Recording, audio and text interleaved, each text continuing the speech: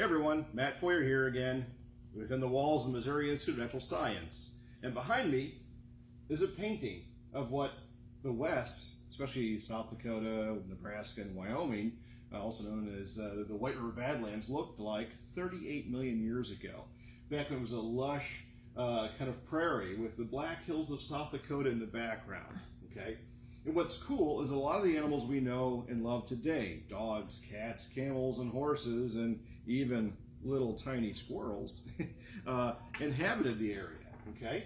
And they all got their start here in North America. Some of them left a long time ago to populate the rest of the world, and some of them came back through the help of us, like when the Spanish brought the horses back a few hundred years ago. So let's get started with this. Now, here's a fun fact for you guys. Horses used to have 3 toes. How do we know this? Because we find their fossils.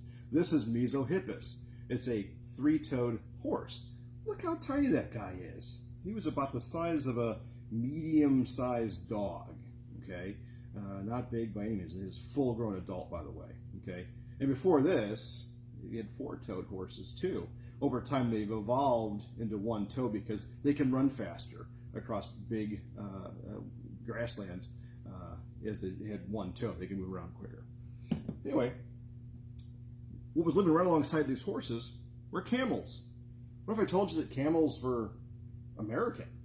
Would you believe me? Probably not, but you should, because camels we've had for 38 million years, at least, in North America.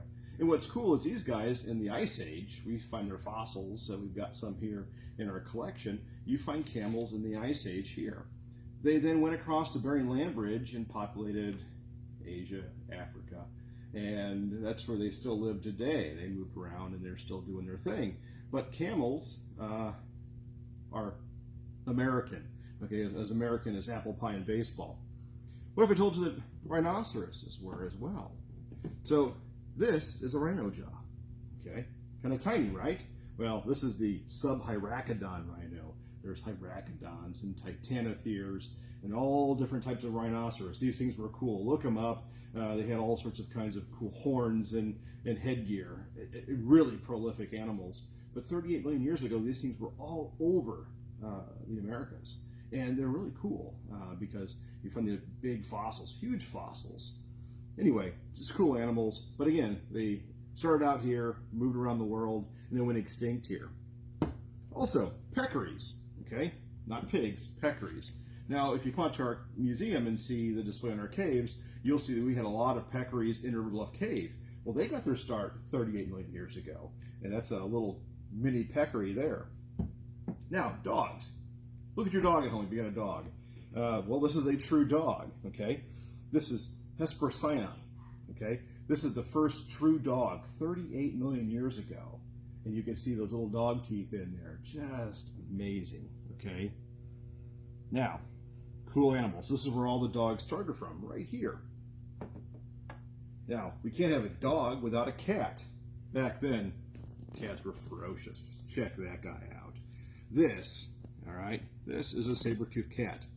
Now, saber teeth in cats have developed over time, many, many times. This is just one of them, okay?